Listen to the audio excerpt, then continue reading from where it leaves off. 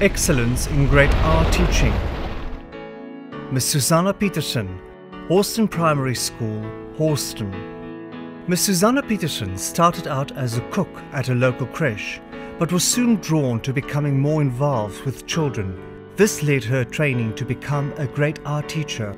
She was later employed at Horston Primary School as a Grade R teacher. Om my leerders te motiveer, om hulle op daardie punt te kry, moet ek as opvoeder my hulpbronne wat ek gaan gebruik, moet so van so aard wees, kleurvol, die tekstuur moet reg wees en dat moet uitdagend wees. So my hulpbronne moet wees vir die swakke leerling en vir die sterk leerling. She has been there for several years and is currently the head of Grade R. Ek was so pas by die CPLI waar ons 'n wiskunde werksessie gehad het, wonderlike idees het ons gebring en die optel en aftrek probleemsomme waarmee ons so gesukkel het.